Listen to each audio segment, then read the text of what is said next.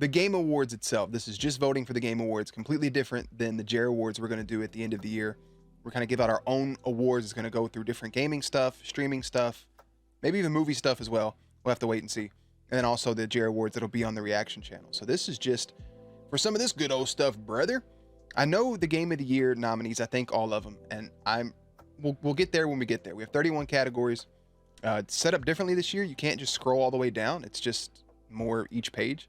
So we'll just start with the first one, Best Esports Event. And keep in mind, this is 100% unbiased. Best Esport Event. I only got to watch a couple. So EVO 2022, League of Legends. I didn't watch the PGL. I have no idea what the mid-season invitational is. And the Valorant Championships, I watched a little bit of. I think I'll have to give it to EVO coming back, right? I watched a lot of the EVO fighting stuff. I'm going to give it to them. Vote submitted. 1 down, 30 to go. Best Esports Coach? Do I know any of these people? I do not know any of these people. Who are they for? Loud. I don't know. Let's just pick a random person. Let's go based off their nicknames. This dude is Blade with a 1 and a 3. He could do better. Bizka? I kind of like that a little bit. Doom Bros. But there's literally one of you. And then Robin. Don't know that, brother. Score. Score is pretty straight and like to the fucking point. But Bizka? If that's what the name is, I'm going Bizka, bro. I know I said I'm not going to vote if I don't know the people, but I like the name. So fuck off. Best Esports Team? Oh my goodness. Dark Zero Esports, FaZe Clan, Gen G, LA Thieves, or Loud. I don't know who Loud is. Obviously, everybody knows who LA Thieves, FaZe Clan. I don't know Dark Zero. I don't know Gen G, even though their mascot, their little logo right there is sick as fuck. I don't watch too much League of Legends. Ooh, this is actually game related. I don't watch too much Call of Duty in the first place. Do I want to be a shill and just give it to FaZe Clan? I'm going to go with, I like Valorant, bro. I'm going to go with Loud. Ain't no stopping me, brother. Best Esports Athlete. God, I love that they're called athletes. Makes me really happy. I don't know any of these people either, but I'm just going to go based off, wait, yes I do. I know Faker. I know Simple. Okay, let's just go based off of names. Chovy? Decent. Faker, always been a solid name. It's probably who I'm going for. Kerrigan? Yeah, I'll Kerrigan. Simple with a 1. And Yay. Man's name is just Yay. It is Cloud9 though. I do fuck with Cloud9 heavy, but in his picture he's wearing Optic Gaming, so it seems like he's a flip-flop. I'm going with Faker. Easily. Next category. Best Esports Game. Notice how Halo Infinite isn't on this list. Because it fucking flopped. Jesus Christ, I just want to cry a little bit. For the game that's delivered the best overall esports experiences to players. Alright. Counter-Strike's always been great. Dota 2, League of Legends is always great. Rocket League picking back up. Like, Rocket League kind of goes up and down, I feel like. Or Valorant. I feel like there's been a weird, and this is just for me personally, like a weird resurgence with Counter-Strike Global Offense. I think Valorant stays in its lane perfectly, but I've been seeing every time they have an event, the numbers are dropping about the people viewing. It doesn't seem like it's as big as it was, and I can be completely wrong about all of that. I know Rocket League is growing again. League of Legends will always be massive. One of these days I'll finally play it. I don't think I've even watched Dota 2 game in my life. I'm gonna go Counter-Strike. Counter-Strike's OG, triple OG. They deserve good stuff. Ooh, most anticipated game. Hold up, brother. We have Final Fantasy 16, Hogwarts Legacy, Resident Evil 4, Starfield, The Legend of Zelda, Tears of the Kingdom. Now, everybody knows that Tears of the Kingdom, or some people are saying maybe it's Tears of the Kingdom. I think it's Tears of the Kingdom, is going to win this category. I don't think it's the most anticipated game. The Legend of Zelda, Breath of the Mid, no. Resident Evil 4 is a fucking remake. Hogwarts Legacy does have a lot of hype behind it. I honestly think I think Final Fantasy 16 will end up being the better game of all of these, potentially. I'm gonna vote for Starfield. Yeah, man, those are hard to pick from for sure. I think Hogwarts has a lot behind it, but they're showing so much in like the trailers and stuff. It's taken away some of the gameplay. I think The Legend of Zelda being as quiet as it is, I think Tears of the Kingdom will probably be better than the first game. Hopefully they make a bunch of improvements on it. I don't hate Breath of the Wild. I just feel like it could have been better. Happy Thanksgiving, Tilly. Ooh, best adaptation? Wait a minute. Recognizing outstanding creative work that faithfully and authentically adapts a video game to another entertainment medium. Arcane for League of Legends. Cyberpunk Edge Runners. The Cuphead Show. Sonic the Hedgehog 2, and Uncharted. I liked Uncharted. I'm going to start down here for a reason. I liked Uncharted. I don't think it was awful. Love Sonic the Hedgehog in general. Sonic 2 is great.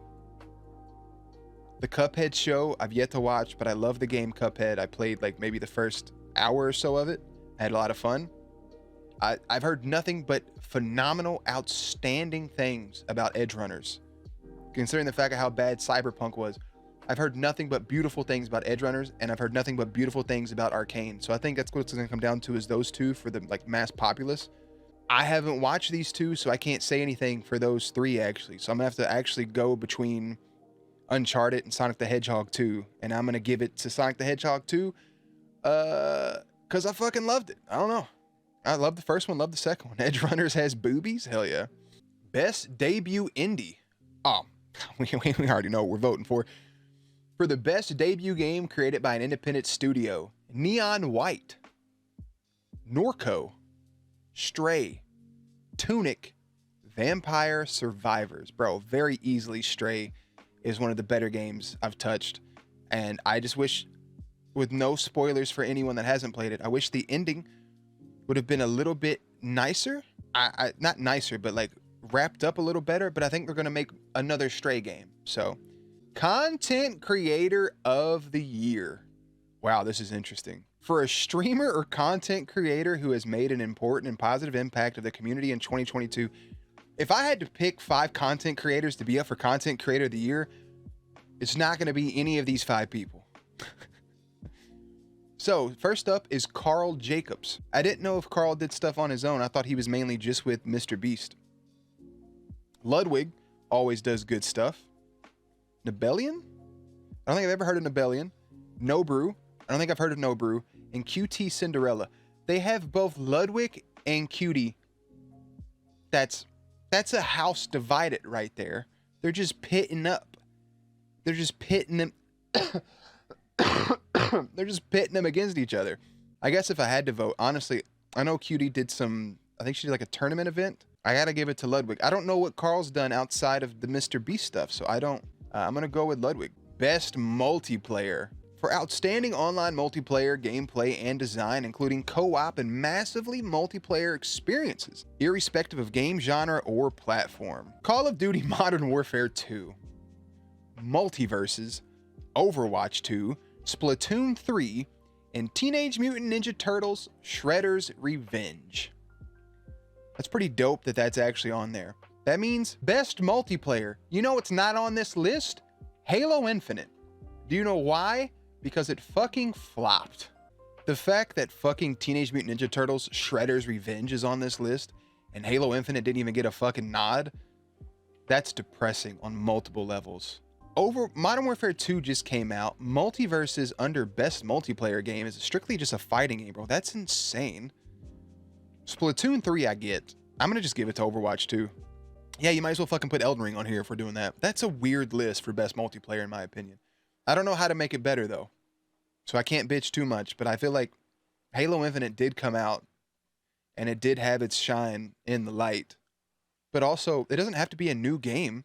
Like best sports / racing, F1 22, FIFA 23, NBA 2K23, Gran Turismo 7, or Ali Ali World. Hey brother, I don't play sports games no more. I'm gonna give it to NBA 2K23 because why not? Next up, best sim / strategy. Best game focused on real-time or turn-based simulation or strategy gameplay, irrespective of platform. Dune Spice Wars, didn't even know came out. Mario and Rabbids Sparks of Hope, hell yeah, brother.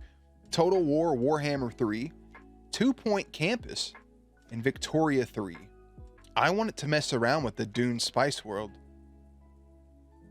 I don't know what Mario and Rabbids is.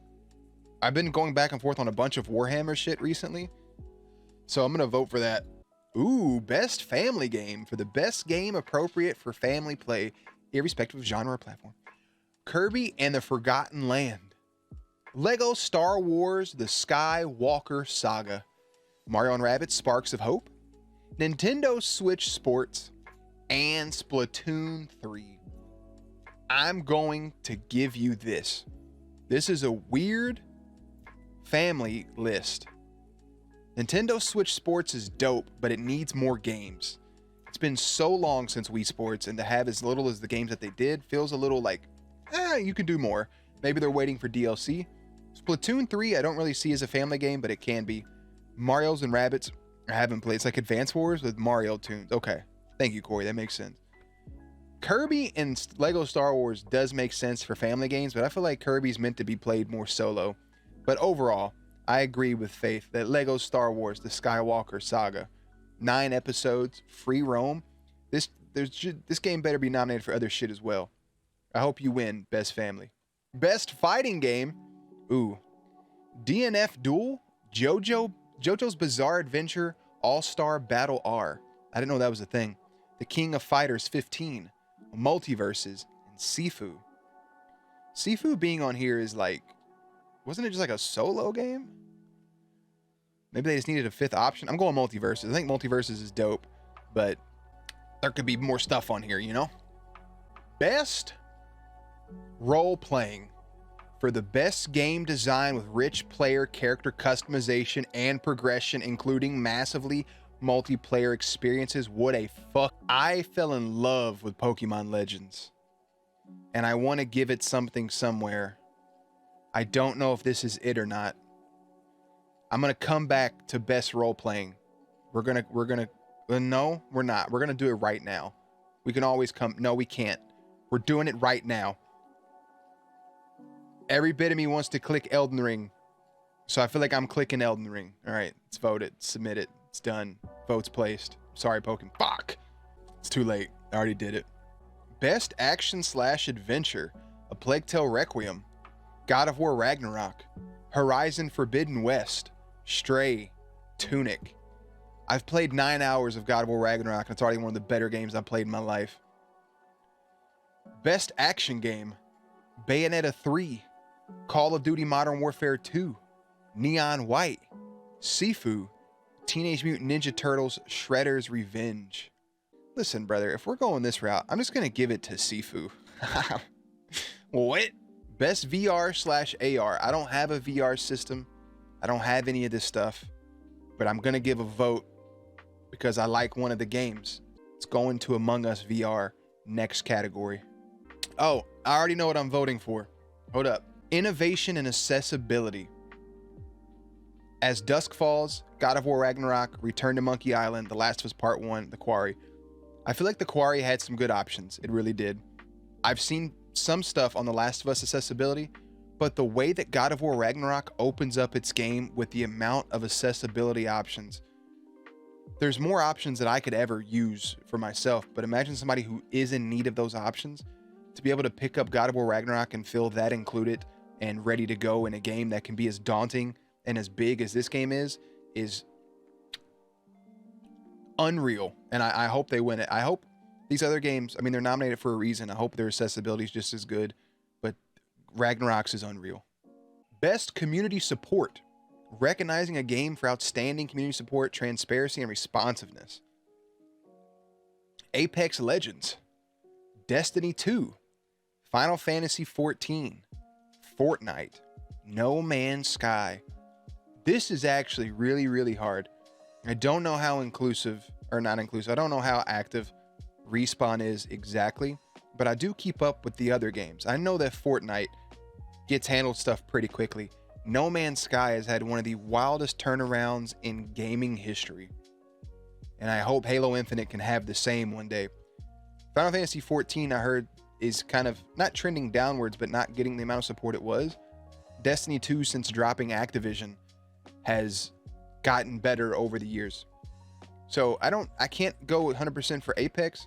I'm gonna have to take the cheap route with like what Crippy said. I'm gonna have to go with Fortnite because I feel like Epic Games does that very, very well. Very, very well. And I already have my vote for the next category cocked and ready to go. It's gonna be over with in a snap.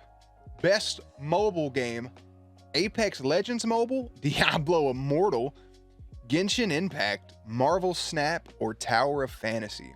Marvel Snap all day, every day, twice on Sunday. Because the game is fire, the collection is great. I love how fast the games are. Even when losing, it doesn't even fucking matter. It's very, very nice. And I have way too much fun on it. I don't play shooters mobile. Genshin being on mobile makes sense. Tower of Fantasy I've only watched a little bit of. I feel like it falls in the same category of like Genshin, isn't it? Just like they're both gacha games. Diablo Immortal had the biggest backlash maybe in gaming history. So yeah, best mobile goes for Marvel Snap. Best indie game: Cult of the Lamb, Neon White, Sifu, Stray, Tunic. I'm going Stray. Best ongoing game: awarded to the game for outstanding development of ongoing content that involves the player experience over time. Apex Legends, Destiny 2, Final Fantasy XIV, Fortnite, and Genshin Impact. These are great. I'm going to go ahead and cross Genshin Impact off the list. Apex Legends continues to have really, really, really good updates. Fortnite continues to have good updates. Destiny 2, I don't know where they're at right now with their content flow. I got nothing. But Final Fantasy XIV is an award-winning game for a reason, and it consistently puts out these fantastic expansions. All I ever hear about is how great their expansions are, and I have friends that play this game and they're in love with it and they dump hours into it. They spend the amount of time on Final Fantasy that I do on World of Warcraft, and everybody talks about how great the story is. And we didn't give up on Final Fantasy XIV. We just got busy with other things. So I think with the way that they do their massive releases, I'm going to give it to Final Fantasy for this one. That's where my vote's going. Games for Impact, for a thought-provoking game with a pro-social meaning or message. I don't know these games. A Memoir Blue, As Dusk Falls, Citizen Sleeper, Endling Extinction is Perfect. Hindsight, I was a teenage exologist. I don't know what that means. I've only seen one of these games, so I can only vote for one of them. I don't even know if it's fucking good or not. I'm gonna go for As Dusk Falls. I'm sorry. Best Performance. This is one of my favorite categories.